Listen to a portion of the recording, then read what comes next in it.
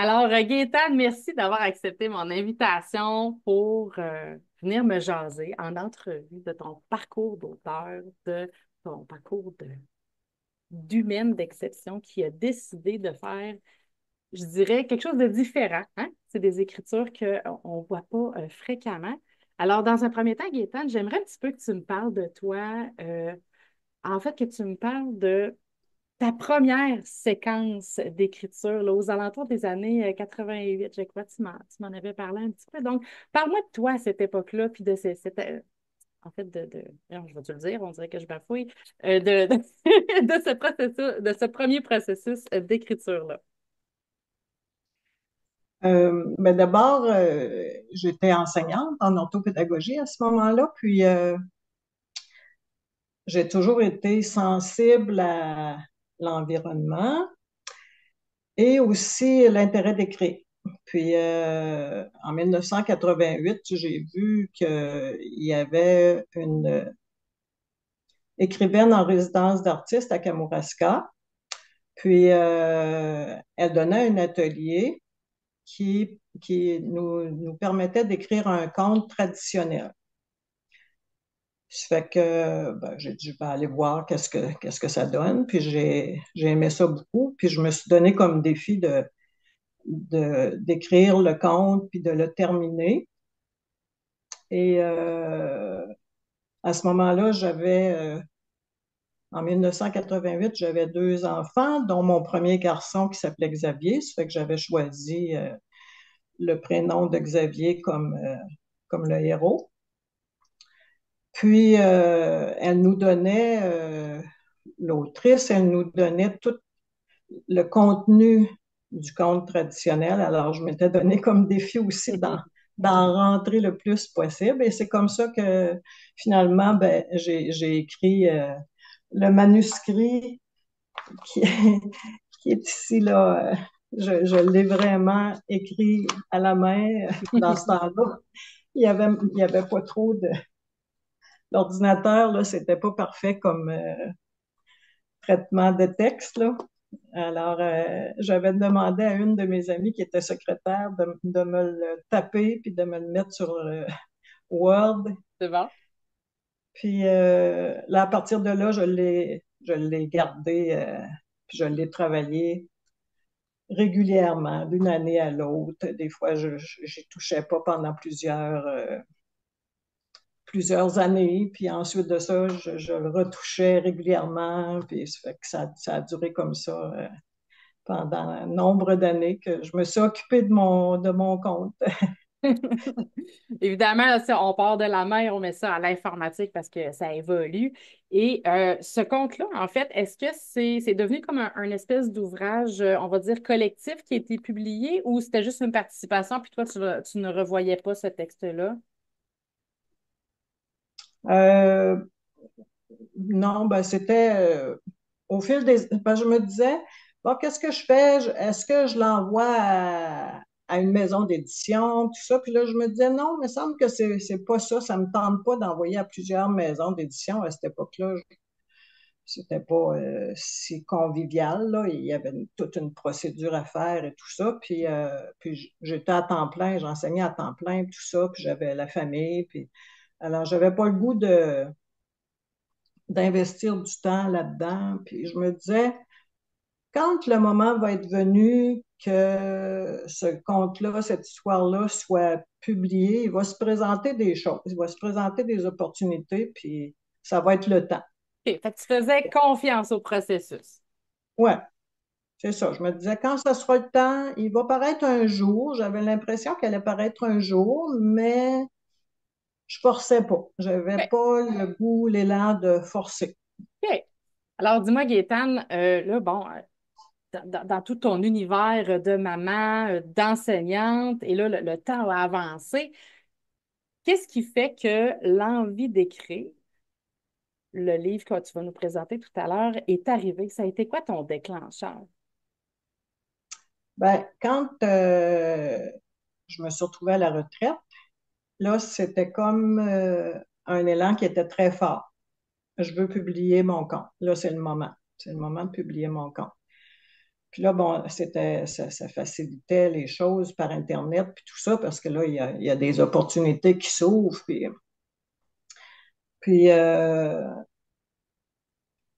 puis j'avais l'élan aussi d'écrire. J'avais le goût d'écrire, puis ça fait que le premier chemin que j'ai pris pour écrire, ça a été les ateliers que Jérémy offrait en ligne quasiment tous les mois. Là. Je pense que dès le départ, tu vois, ben, c'est bien fait, hein, les synchronicités. Absolument. Aussitôt qu'il a commencé à offrir ses ateliers gratuits en ligne à tous les mois, ben moi, je sautais sur l'occasion, puis je participais à ces ateliers, puis j'adorais ça, puis je m'amusais, puis j'adorais ça. Puis je trouvais que Jérémy était tellement généreux, puis en grande simplicité avec les gens, mais en tout cas, je trouvais ça toujours, les rencontres qui se passaient là avec d'autres personnes qui participaient à l'atelier, là, moi, je trouvais ça merveilleux. Puis, ça fait que j'ai toujours continué. Puis, en même temps, c'est que je voyais la sensibilité de Jérémy et tout ça. Puis là, je, je me suis dit, bon, je vais lui demander parce que c'était pas dans sa mission, là, c'était plus chaque personne est une histoire à raconter. Ça fait qu'un conte, ça correspondait pas nécessairement.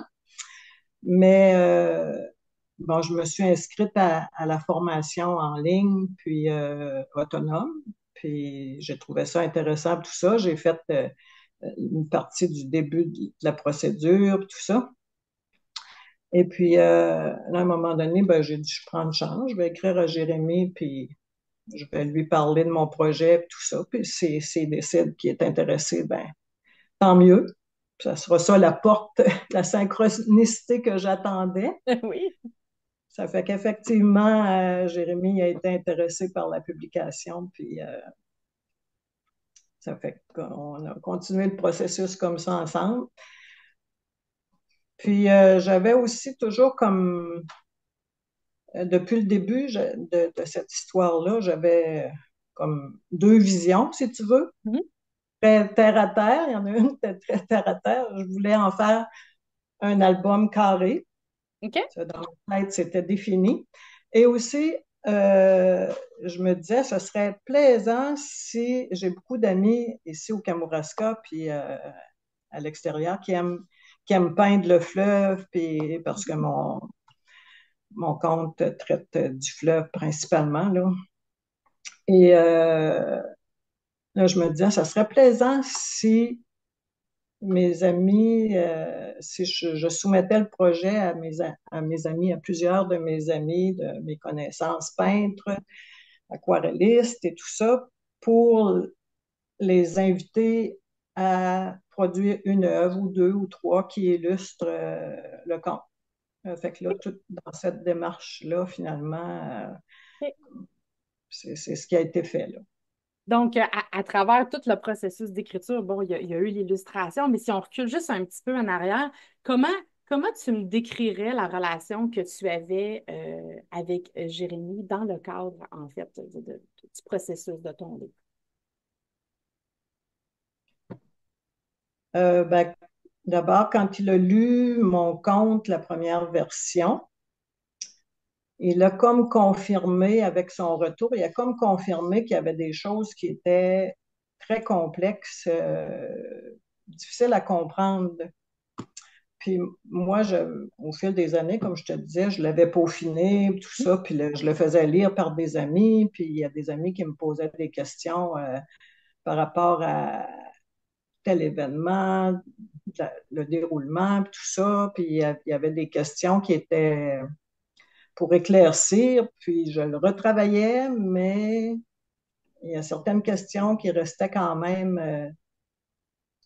Fait que là, avec la vision de Jérémy, là, il m'a donné un défi euh, de, de transformer un peu, pour que ça soit plus clair et plus simple, de laisser tomber des personnages. J'avais des personnages qu'il jugeait en trop, puis que ça venait compliqué pour la compréhension, tout Mhm. ça. Puis, Ça fait qu'il m'a donné des défis comme ça. Puis là, moi, je me suis dit, bon, regarde, ouais, ça peut me compliquer la vie, mais avec l'informatique aussi, c'est plaisant parce que je peux garder les bouts que je veux, les Mhm. transformer, Tout à fait. et tout ça. Ça fait que je me suis dit, bon, OK, je fais confiance à Jérémy.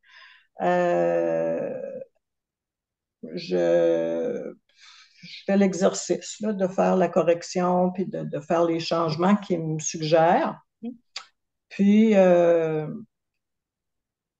si ça fonctionne, ça fonctionne. Puis si ça fonctionne pas, ben, je laisse tomber le projet tout simplement. Tu sais. Moi, je vois ça de même, là. Ça fait que là, ben, c'est ça. J'ai travaillé à faire les améliorations, puis tout ça. Puis là, je lui ai retourné. Puis là, il me renvoyait des choses, ses appréciations. Puis on retravaillait l'histoire encore, mais des petits détails. Puis Mhm. finalement, ben, on est arrivé à la version finale. Puis moi, je trouvais que c'était un processus qui était très intéressant. Là. J'aime ça. En tout cas, pour moi, c'était stimulant. Ben oui. Puis dis-moi, Gaétane, est-ce que tu qualifies cet exercice-là, c'est-à-dire de retravailler ton livre pour simplifier l'histoire, pour la bonifier, évidemment pour les futurs lecteurs, est-ce que tu qualifierais ça comme étant ton plus grand défi dans ton processus d'écriture? Euh, non, pas vraiment. Non? Non, ben, c'était un défi, oui, mais en même temps, c'est sûr qu'un défi, ça peut être amusant. Ben, pour moi, c'était un défi qui était amusant. Donc, tu l'as converti en défi plaisant plutôt que de te dire, ah non, faut que je recommence, j'ai des trucs à reprendre et tout ça. C'est ce que je comprends. Oui, oui. Puis, à travers toute la relation que tu as développée avec le gardien de phare qui t'a amené vers la maison d'édition, est-ce que tu as trouvé que c'était un processus difficile ou c'était facile d'accès? Explique-moi un petit peu comment ça s'est passé pour toi là, à ce niveau-là. Non, mais moi, je trouvais ça intéressant parce que, tu sais, comme sur le groupe Facebook, quand Jérémy faisait la promotion des autres auteurs, autrices qui présentaient leurs livres, puis qui faisaient des lancements, puis tout ça, je trouvais ça très convivial, puis on avait souvent la photo ou bien une petite vidéo de la personne qui découvre ses boîtes de livres, puis tout ça, puis je trouve que c'était intéressant, puis c'est comme une famille, là, tu sais. Mhm. Ça fait que je m'intéressais beaucoup à ce que les autres publiaient aussi, puis ça me motivait aussi, puis je me disais, ben, à un moment donné, ça s'en vient, là. Ça va être à ton tour. Oui, c'est ça. Puis j'ai Mhm. trouvé, ben, tu sais, après ça, il y avait le correcteur qui rentrait en ligne de compte, ensuite la mise en page, puis tout ça. Puis là, c'est tous des retours qui me reviennent, puis c'est toutes une petite marche, Ça avançait petit à petit. une petite marche, puis Voilà. puis avec, je trouvais que c'était aussi de la compétence, là, tu sais, je m'apercevais que ce que je recevais, c'était intéressant, puis c'était professionnel, là, comme travail, là, ça fait que, ouais. Est-ce que ça correspondait à tes attentes face à ton livre? Dans le sens que, par exemple, quand tu as récupéré la première fois ton manuscrit suite à la correction de notre correcteur Charles Dubois, euh, comment tu t'es senti quand tu as fait la relecture, là? Tu parlais du côté professionnel, mais est-ce que tu sentais que ton message était biaisé ou est-ce que c'était clair pour toi que la correction correspondait à tes besoins? Oui, moi, ce qui a été corrigé, c'était ce qu'il fallait qu'il soit corrigé, là, c'était correct, là. OK. Non, c'était, Donc, l'essence de ton ouais, livre, à la base, avait été respectée. ouais, ouais, oui. Excellent. Oui, tout à fait. Puis de toute façon, tu sais, comme à un moment donné, il y avait un petit détail auquel je tenais. Ben, j'ai expliqué pourquoi j'y Mhm. tenais et on l'a gardé, là. Voilà, voilà. Il n'y avait pas de problème. Non, c'était très convivial. Puis, oui. Et tantôt, tu soulignais que tu avais vu des vidéos de gens qui avaient reçu leur livre à la maison. Donc, tu fais le processus, on va en intégration, on s'en va en impression et vient le moment où toi, à ton tour, tu reçois tes boîtes avec tes livres. Alors, parle-nous de ce moment-là. Ben, il me semble que c'était Puro-Laiter qui est venu porter 8 boîtes. 8 boîtes parce que j'avais fait faire 500 livres. Au départ, je me disais 200, ça sera en masse. Puis là, j'ai une amie qui avait participé à la production d'un livre, une illustratrice, justement, mais celle qui a fait ma page couverture, André Alexandre. Puis là, André me disait, tu peux en faire au moins 300, 350, ça se vend facilement. Oui, mais je veux pas rester avec des boîtes de livres dans mon sous-sol. Puis ça me tente pas. Elle dit, non, non, tu vas voir. Ça. Fait que, puis là, finalement, pour que j'avais prévu mon lancement de livre au mois de mai, parce que l'endroit était disponible à la fin mai, puis ensuite, ce n'était plus disponible. Puis là, pour qu'on puisse le faire, là, finalement, les délais avançaient, tout ça. Ça fait que finalement, Jérémy m'a suggéré qu'on fasse une impression à l'ancienne, sur des presses. OK? Puis là, le minimum, c'était 500 livres.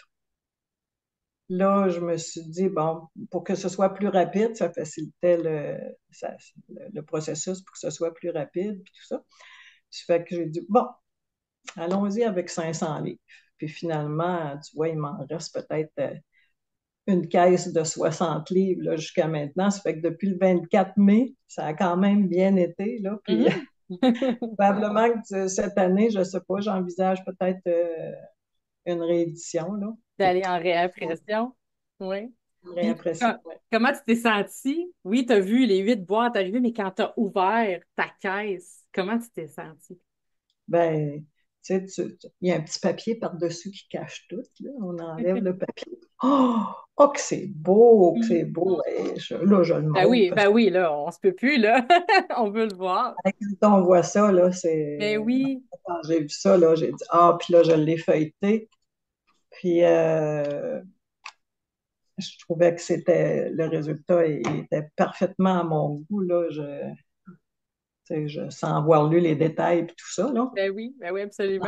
Non, j'étais Puis très- on est un peu toutes pareilles, hein. On flatte le livre, on le sent, on regarde les photos et tout ça. Puis là, on va avancer. Oups. On va avancer à ton lancement. En fait, où as-tu fait ton lancement? Comment ça s'est passé?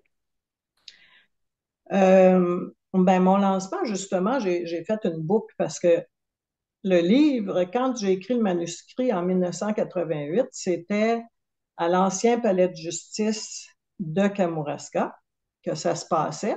Mhm, Puis, la- puis depuis le temps, au fil des années, puis tout ça, c'est devenu le centre d'art de Kamouraska.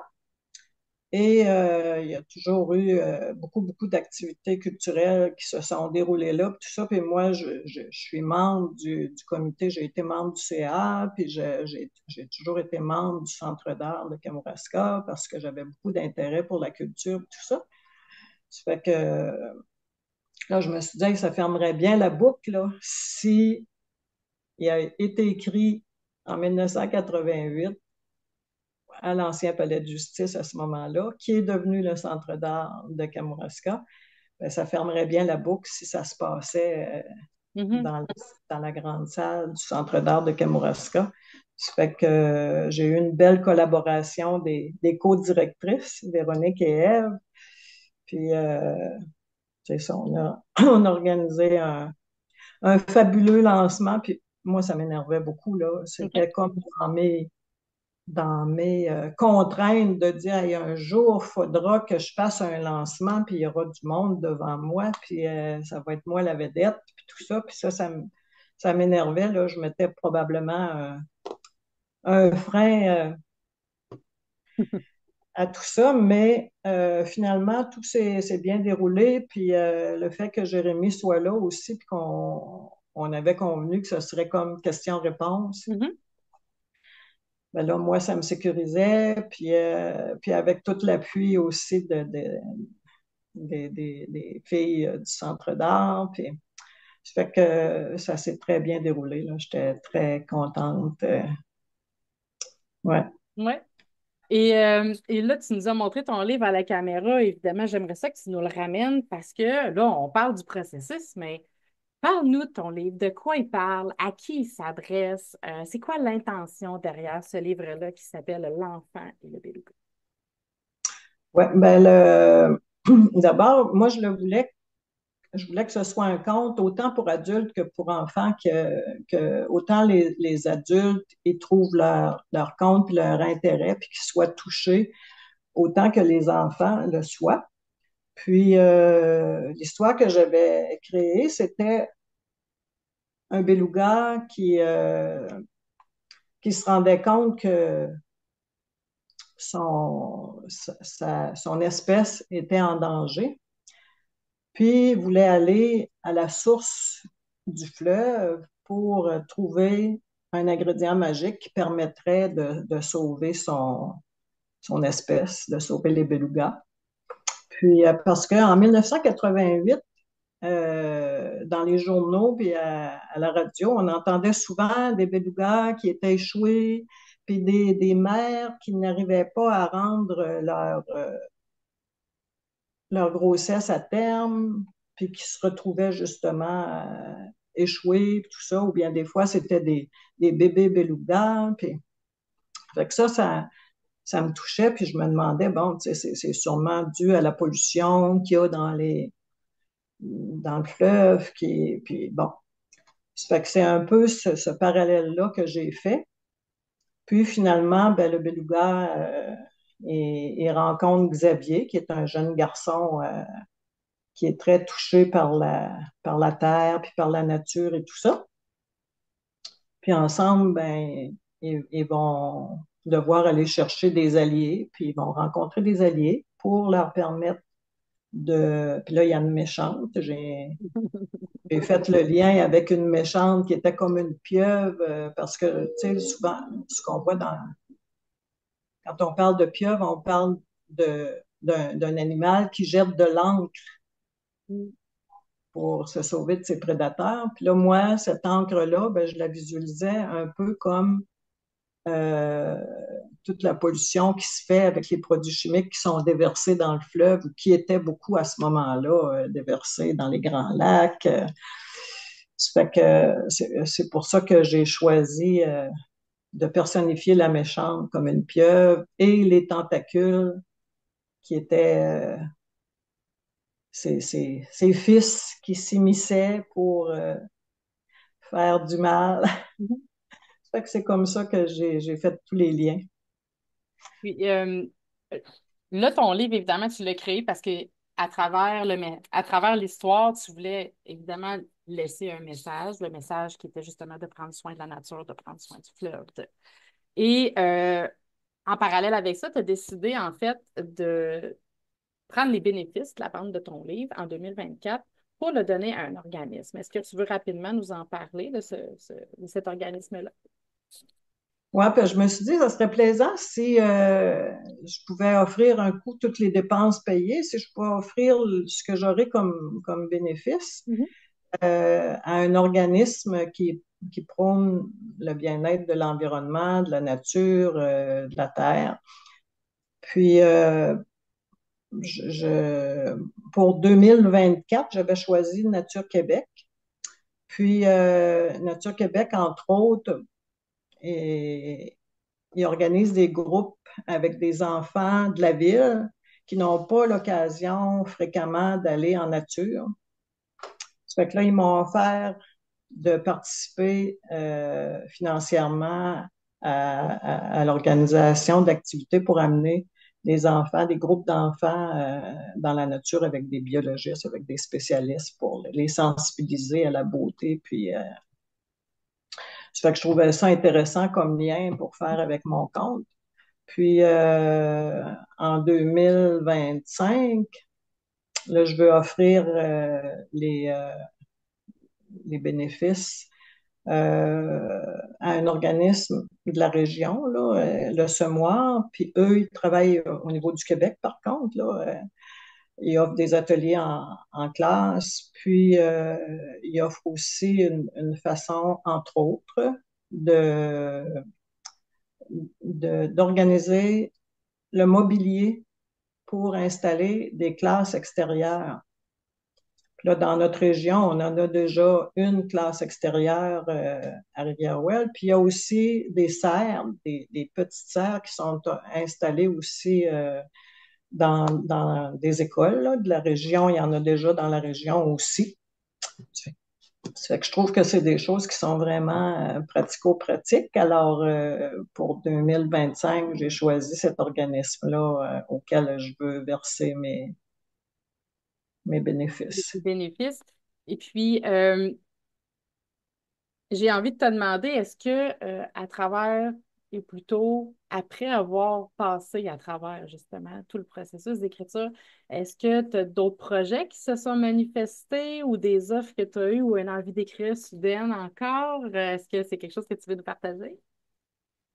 Oui, ben, c'est sûr que je continue d'écrire quand même régulièrement là, pour des fois des réflexions. Puis pas longtemps après le lancement, le 24 mai, le 23 mai l'année passée, au mois de juin, j'ai vu passer sur Facebook qu'il y avait l'entreprise ici au Bakir, qui est les bassins versants, qui s'occupe des bassins versants du Kamouraska, qui faisait un concours pour un court récit qui parlait de rivières, puis c'était ouvert, là, ça pouvait être poétique, ça pouvait être sous forme de récit réel ou sous forme de souvenirs d'enfance ou parler d'une rivière de la région du Kamouraska.